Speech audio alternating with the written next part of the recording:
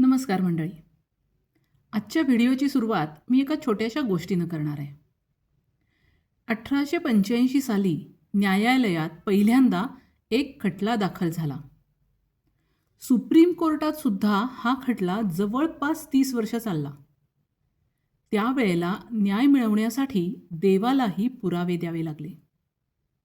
पण अखेर 134 वर्षांपेक्षा जास्त काळानंतर का होईना न्याय मिळाला.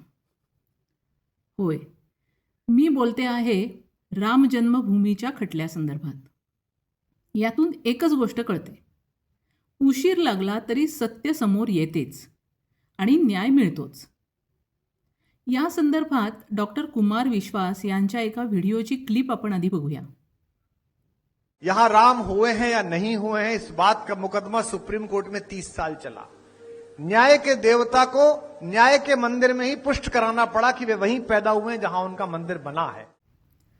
काय गंमत आहे पहा.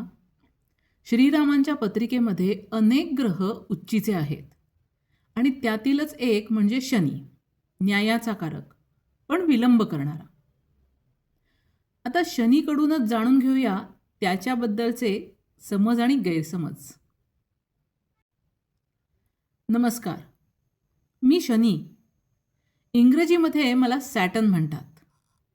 मी सूर्यमालिकेतील सूर्यापासून 6वा ग्रह आहे. मी मुख्यतः हायड्रोजन आणि हिलियम या वायूंपासून बनलेला असल्यामुळं मला गॅस जायंट असं सुद्धा म्हणतात. सौरमालेतील सर्वात सुंदर वलयांचा ग्रह आहे बरं का मी. कर्म, न्याय, शिस्त, संयम, कष्ट, विलंब, स्थैर्य या शब्दातून माझी ओळख होते. मी काटेकोर न्यायाचा कारक ग्रह आहे. अत्यंत विचारी आहे, थोडा स्लो आहे. शनीप्रधान व्यक्ती पटकन रिॲक्ट होत नाहीत. कोणतीही गोष्ट व्हायला वेळ लावत असल्यामुळे मला मंद ग्रह असंही म्हणतात. मॅनेजमेंट, ॲडमिनिस्ट्रेशन, प्लॅनिंग हे उच्च दर्जाचे असते. जबरदस्त हार्डवर्किंग आणि जबरदस्त पेशन्स असे गुण असतात. टोकाचे कष्ट घेण्याची तयारी असते. माझा स्वभाव विचारात घ्यायचा झाला तर हातात कधीही शस्त्र न घेणारा ग्रह आहे मी. थोडासा निराशावादी, मागं राहण्याची वृत्ती असते. मोकळेपणा बिलकुल नाही. मनातल्या मनात कुढत बसण्याची वृत्ती आहे आणि म्हणूनच सहनशक्ती खूप आहे. निर्णय क्षमता उत्तम असते. सहसा शनीप्रधान व्यक्तींकडून चूक होत नाही. सामान्य माणूस 4 गोष्टींचा विचार करून निर्णय घेत असेल तर शनीप्रधान व्यक्ती ह्या 10 गोष्टींचा विचार करून निर्णय घेतील. न्याय क्षमता इतकी काटेकोर असते की स्वतःची चूक असेल तर स्वतःलाही शिक्षा करून घेतात. चिकाटी म्हणाल तर ती इतकी असते की वर्षानुवर्ष तेच काम करत राहून त्यात प्रावीण्य मिळवणे हा माझा गुण आहे. त्यामुळं रिसर्चसारख्या अभ्यासाला शनीचा हा गुण उपयुक्त ठरतो. दाही बाजूने विचार करत असल्यामुळे उत्तम दूरदृष्टी आणि सखोल अभ्यास आहे. उत्तम प्लॅनिंग असल्याने निगेटिव्ह गोष्टींना आधीच ओव्हरकम केलेले असते. त्यामुळं कितीही मोठी गोष्ट उत्तमपणे पार पाडण्याची क्षमता माझ्यामध्ये आहे.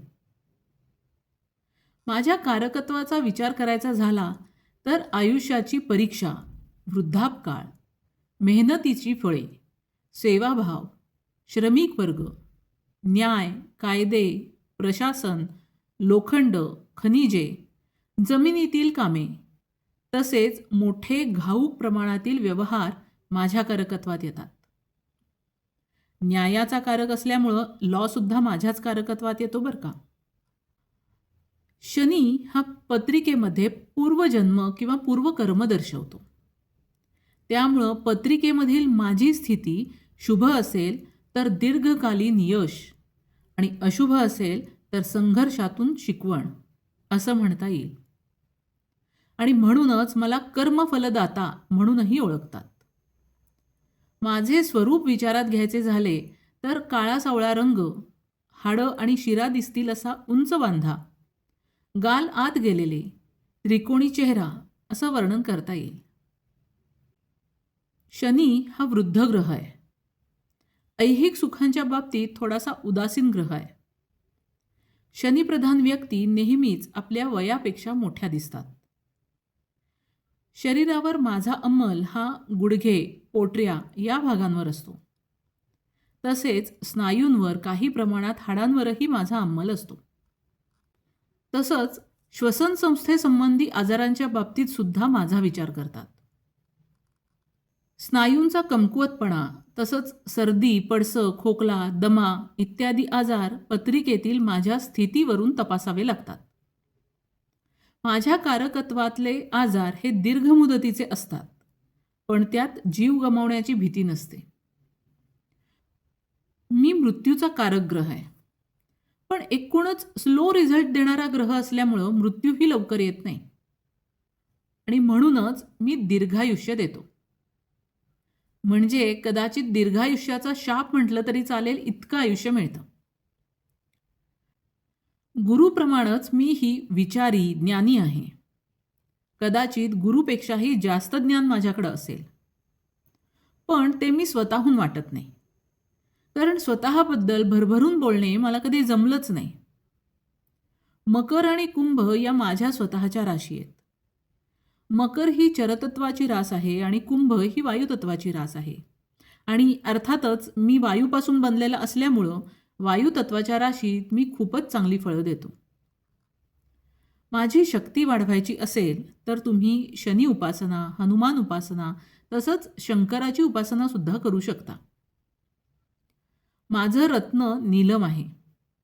अर्थातच पत्रिकेतील माझी स्थिती आणि त्याचे होणारे परिणाम हे पूर्णपणे तपासल्याशिवाय हे रत्न धारण करण्याचा सल्ला दिला जात नाही. माझी उच्च रास तूळ आणि नीच रास मेष आहे. शुक्राच्या राशीत माझ्या गुणांना जास्त प्रोत्साहन मिळते, तर मंगळाच्या राशीत माझ्या गुणांना सतत संघर्ष करावा लागतो. माझा आवडता रंग हा काळा किंवा निळा आहे.